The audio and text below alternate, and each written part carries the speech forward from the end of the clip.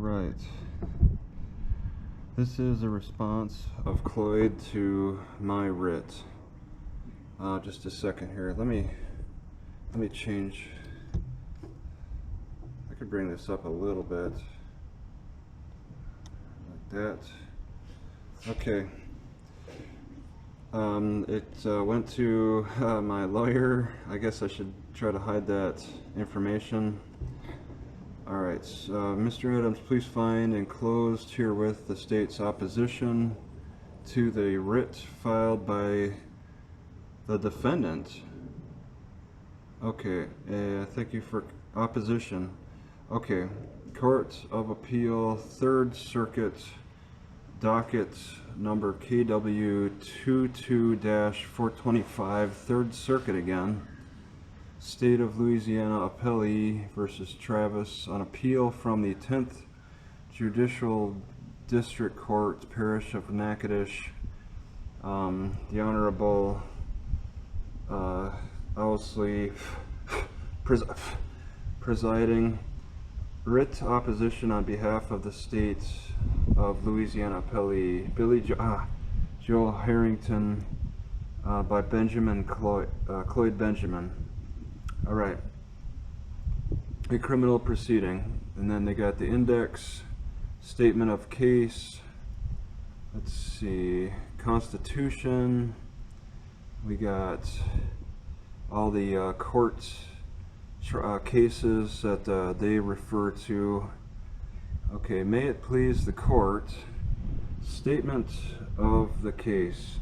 On January 22nd, the branch manager of the Natchitoches Parish Library, Rosalind Parker, called 911 for the Natchitoches Police Department requesting an officer. Ms. Parker indicated there was a patron here acting very strange. She stated that the defendant was wearing a green army jacket and was holding backpacks.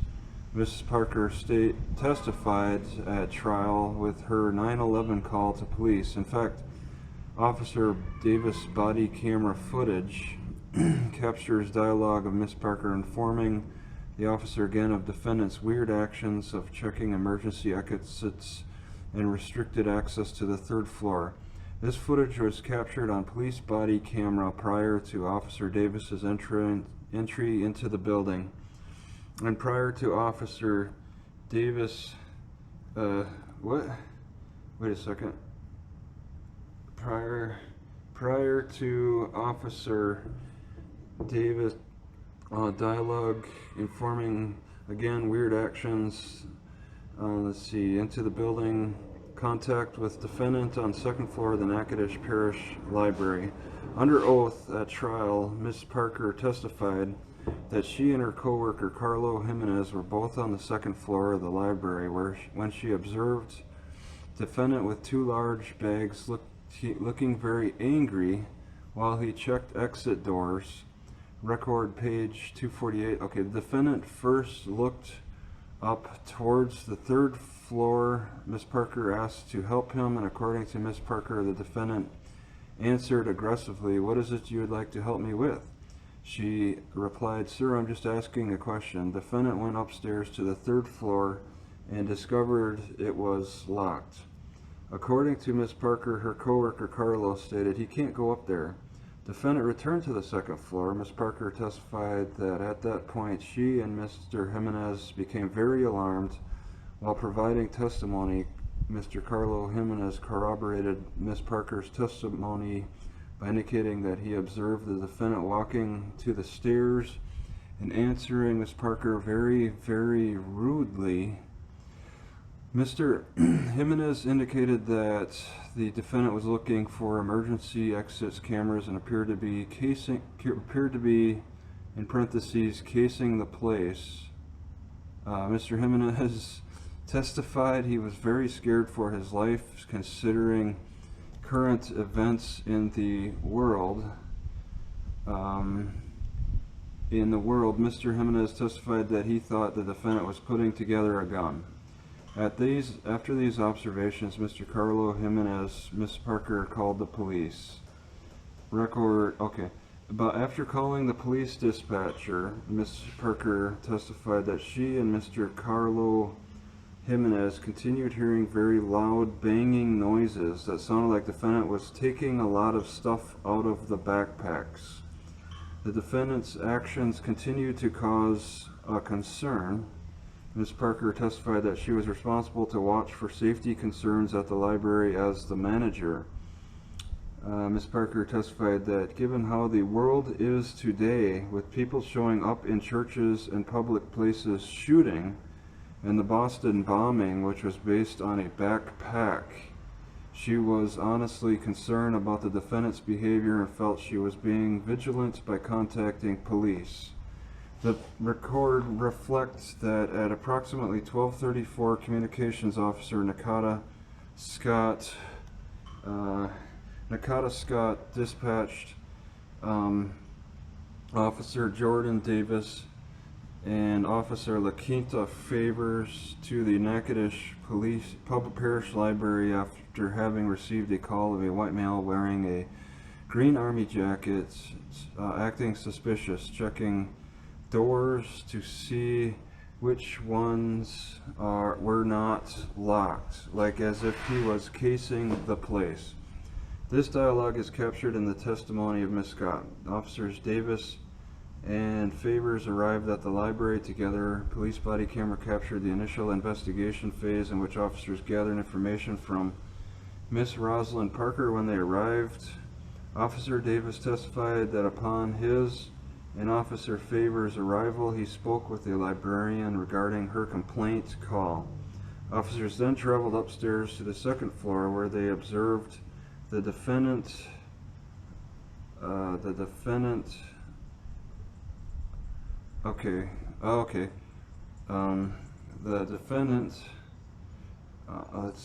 indicated that Mr. Jimenez looked fearful in his observation. Officer Davis testified that he became concerned with how fearful Mr. Jimenez looked. Moments later, Officer Davis spotted the defendant standing in a corner in the library. According to Officer Davis' testimony, he observed the defendant turn around and face the officer. Officer Davis indicated as the defendant turned around, an image popped up on his computer. The image was pornographic in nature. Officer Davis described a majority white screen, about 2/3, and then the top banner on each side of the banner. It had the bare posterior of two women, the one on the right showing her bare buttocks and vagina, engaged in sex act. Officer Davis stated that the combination of information provided by the librarians, and having seen the images, he became very uneasy. At that point, Officer Davis described that he and Officer Favors assumed a tactical stance, positioning themselves deliberately to prevent the suspect, Travis Hines, from leaving. Officer Davis engaged the suspect, asking the defendant, "What is your name?" This dialogue is captured on body camera viewed in open court. Officer Davis testified that he asked the suspect his name twice with no response. The video captures Officer Favors asking the defendant his name one time. The defendant did not reply. Officer Thurman Miller appeared in the video and assumed a tactical stance jointly with Officers Davis and Favors. Officer Davis testified that the suspect at this point, was not free to leave. In fact, Officer Davis testified that the defendant was detained. In fact, Officer Davis indicated that he and his fellow officers formed a protective group around the defendant, the tactical group. Triangle could not leave. Officer Miller appears in the video after joining the protective group.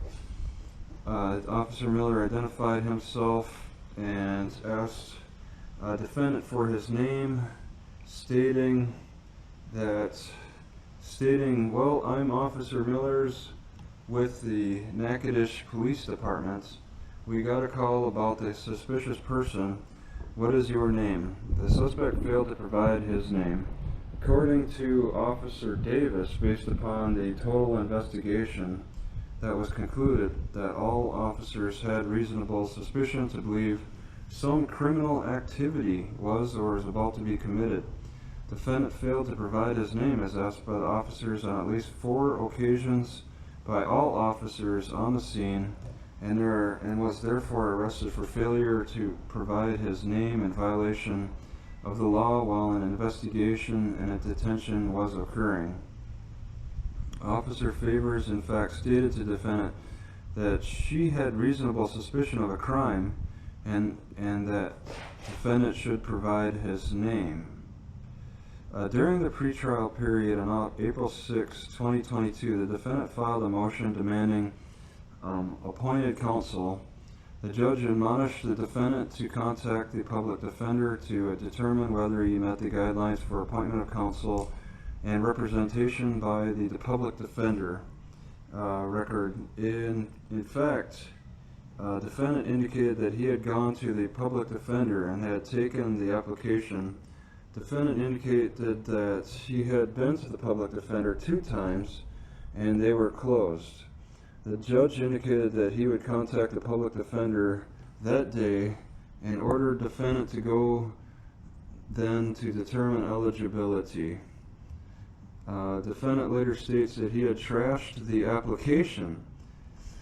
The judge contacted the public defender's office. The office indicated that the defendant did not qualify for service. Moreover, during the pretrial stages, the defendant obviously amassed some resources to maintain a YouTube channel. The defendant, Travis Hines, has a YouTube channel.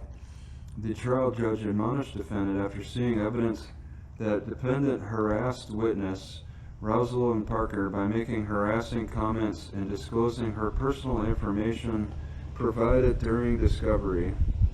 Defendant admitted recording the court hearing February 15th against previous orders of the court and playing the video to over 17,000 viewers on the chat site.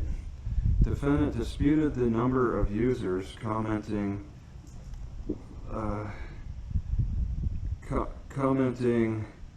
Defendant was found guilty. Defendant disputed the number of users commenting regarding his posting of harassing comments.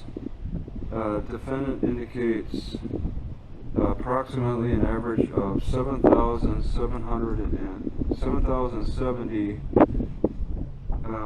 Defendant did not dispute the harassing and intimidating contents. Defendant indicates did not dispute the harassing and intimidating contents. Witnesses complained of fear and the feeling of harassment. The trial of this matter was held April 11th after a 6-hour bench trial. The defendant was found guilty in violation of LARS 14-108, resisting an officer by failing to provide his name when an officer had reasonable cause to believe that a crime was or about to be committed. Trial judge opines that the defendant intentionally created suspicious circumstances. There was no other reason to check all doors to the building. Moreover, the defendant set up a recording and video device. I think you created the circumstances so that you would create reasonable suspicion that the police would be summoned, and they were. The defendant was found guilty and sentenced in due course. Defendants then filed a notice of intent to seek writ through counsel Philip Adams, thereby divesting the city court of jurisdiction. Philip Adams filed a number of motions after having sought writs. The city court did not hear those matters due to divestiture of jurisdiction. Law and arguments. In this assignment of error, appellant alleges that the evidence was insufficient to find him guilty of LARS 14-108, failure to provide name to law enforcement officer during detention. The seminal case on appellate review of sufficiency of evidence is Jackson v. Virginia. In that case, the United States Supreme Court recognized that a reviewing court may be called upon to decide whether the state has established the guilt of the accused beyond a reasonable doubt. The purpose of such a review is not to second-guess the jury or to substitute the opinion of the appellate court for that of the fact finder. The purpose is to ensure that the due process has not been violated. The Supreme Court stated that as follows: the critical inquiry on review of the sufficiency of evidence is whether the record evidence could reasonably support a finding of guilt beyond a reasonable doubt. But this inquiry does not require a court to ask itself whether it believes that the evidence at trial established guilt beyond a reasonable doubt. Jackson v. Virginia. Instead, the relevant question is whether, after viewing the evidence in lights most favorable to the prosecution, any rational trier of fact could have found the essential elements beyond a reasonable doubt. This preserves the important role of the fact finder to resolve conflicts in testimony, to weigh the evidence, and to draw reasonable inferences from basic facts to ultimate facts. It is clear that the sufficiency review mandated by Jackson v. Virginia does not involve review of the rational credibility determinations of the finder of fact. In State v. Musil, the Louisiana Supreme Court analyzed Jackson v. Virginia and it discussed the role of the appellate courts in reviewing criminal convictions. If the court finds that no rational trier of fact viewing all of the evidence from the rational pro-prosecution standpoint could have found guilt beyond a reasonable doubt, the conviction cannot stand constitutionally.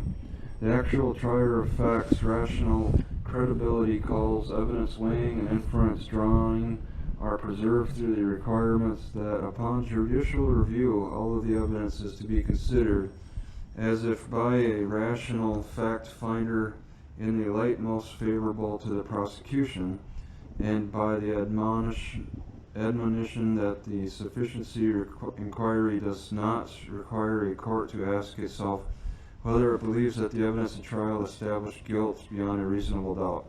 Thus, the reviewing court is not called upon to decide whether it believes the witnesses or whether the conviction is contrary to the weight of the evidence.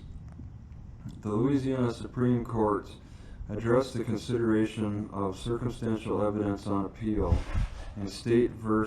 Captville, wherein the court stated that when a case involves circumstantial evidence and the jury reasonably rejects the hypothesis of innocence presented by the defendant, that hypothesis fails and the defendant is guilty unless there is another hypothesis which raises a reasonable doubt. The defendant incorrectly holds the court for defendant's failure to qualify for indigent defense and for defendant's failure to procure counsel when provided opportunity. Defendant decries that the judge's ruling that defendant sign up with the public defender in an effort to determine his qualification for free representation. The record reflects that the defendant was ordered to go to the public defender to determine eligibility for free representation after he had filed motions requesting the judge appoint and order counsel to represent him. In a hearing dated April 6, the judge ordered defendant to go to the public defender office for representation. Defendant first made the excuse that the office was closed. Secondly, defendant indicated that he had trashed the application. On his own accord, the judge simply contacted the public defender to find out that the defendant's income exceeded salary and assets limits that precluded free representation. Although counsel argues that Scott v. Illinois is dispositive, the court case law provides a right to representation. Defendant did not qualify, and of course, in the end, as counsel asserts in his filing, that defendant procures plenty of GoFundMe account money to pay counsel to file this appearance. It is simply disingenuous to raise this argument given defendant's pretrial shenanigans. This assignment is without merit. In response to the defendant's assignment of error 2, the trial court properly found reasonable suspicion to investigate articulable facts, including description of defendant and his actions of checking exit and entry doors and occupying restricted areas, and failure to provide name violative of law. Louisiana Code of Criminal Procedure, Article 215.1 states in pertinent part, a law enforcement officer may stop a person in a public place whom he reasonably suspects is committing, has committed, or is about to commit an offense, and may demand of him his name, address, and an explanation of his actions. In Louisiana, a law enforcement officer may stop and question a person in a public place whom he reasonably suspects is committing, has committed, or is about to commit a criminal offense. To justify an investigatory stop, an officer must have reasonable suspicion of a criminal activity. State v. Boss. Reasonable suspicion, which is something less than probable cause to arrest, requires that police officers have sufficient knowledge of facts and circumstances to justify an infringement of the individual's right to be free from government interference. State v. Chauvin. Absent reasonable suspicion, an investigatory stop is illegal and the evidence seized as a result is inadmissible. The determination of reasonable grounds for an investigatory stop does not rest on the officer's subjective beliefs or attitudes, but is dependent on an objective evaluation of all the circumstances known to the officer at the time of his challenged action. In determining whether the officer acted reasonably in such circumstances, due weight must be given not to his inchoate and unparticularized suspicion or hunch, but to the specific reasonable inferences that he is entitled to draw from the facts in light of his experience. An anonymous tip may provide probable cause for an arrest. Illinois v. Gates. Or reasonable suspicion for an investigatory stop. Alabama v. White. If it accurately predicts future conduct in sufficient detail to support a reasonable belief that the informant had reliable information regarding the suspect's illegal activity. State v. Smith. Lane, Alabama v. White. Boss, State v. Leonard. Hines was in a public library in a public space as required by law that triggers Code of Criminal Procedure, Article 215.1. The librarian, Rosalind Parker, nervously contacted the dispatcher, indicating that a WM wearing a green jacket, army jacket, had entered the library. She indicated that he was wearing a backpack and had gone to exit and entry doors to check whether the doors were locked or unlocked. The complainant described that the suspicious person had attempted to gain entry to the third floor, which is locked in a restricted area. The librarian inquired of the defendant whether he needed assistance. He replied, "Do I need help with what?" Ms. Rosalind Parker described the defendant's behavior as very weird and suspicious. She was afraid. Once police arrived, she began whispering because she was afraid that the defendant would discover that she reported his actions to police. Police officers located defendant in an area that can clearly be viewed on police body camera. Video shows defendant in an area that is restricted and that is encompassed with bright yellow caution tape. The defendant matched the description of the person described by dispatch and later by the librarian and corroborated by the officers. Police observed recording equipment, a backpack with unknown contents, and Officer Davis observed a computer with naked or pornography images in a public library space that unattended children frequent. All of these articulable facts taken together, along with the combined experiences of the officers and the concerns of the staff based on the totality of the circumstances that children and the public at large were present, provided reasonable suspicion that some form of criminal activity might be afoot that required investigatory detention, identification of the defendant, and questioning as to his intentions. Defendant failed to disclose his ID is required under Code of Criminal Procedure Article 215.1 and 14108. Louisiana, like most states, has adopted laws requiring the persons identifying themselves during temporary detention in connection with investigatory stops. LARS 14108 states in pertinent part, resisting an officer is the intentional interference with opposition or resistance to or obstruction of the individual acting in his official capacity and authorized by law to make a lawful arrest, lawful detention, or seizure of property, or to serve any lawful process or court order when the offender knows or has reason to know that the person arresting, detaining, seizing property, or serving process is acting in its official capacity. Refusal by the arrested or detained party to give his name and make his identity known to the arresting or detaining officer, or provide false information regarding the identity of such party to the officer. The United States Supreme Court, in a litany of cases subsequent to Terry v. Ohio, has repeatedly indicated that police may require the name of persons while conducting investigations. Asking questions is an essential part of police investigations. In the ordinary course of police officer is free to ask questions for identification without implicating the Fourth Amendment. Interrogation relating to one's identity or a request for identification by the police does not by itself constitute a Fourth Amendment seizure. INS v. Delgado, Terry v. Ohio.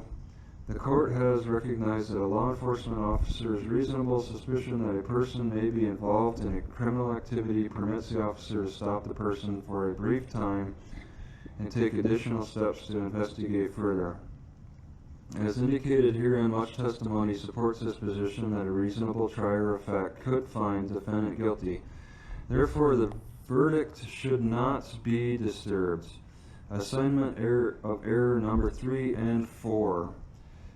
In this assignment of error, appellant argues that his due process rights were violated when the trial court failed to sustain his objections when he was unable to file post-trial proceedings after having lodged a writ with this court.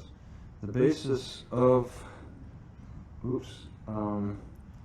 the basis of this argument is that the trial court did not instruct the jury on the fact that the peace officers must have been acting in the course and scope of their duties at the time of the assault. The state concedes that the trial court did not allow hearing on motions filed after defendant lodged a writ of review with the Third Circuit Court of Appeal. However, this failure to instruct does not require reversal of the convictions. Initially, it must be noted that there was no objection for any issue to be preserved for appeal. There must be a contemporaneous objection on the record. Louisiana Code of Criminal Procedure 841. State v. Cahey. Accordingly, this issue is not preserved for appeal and should not be considered by this court. Additionally, if this issue was properly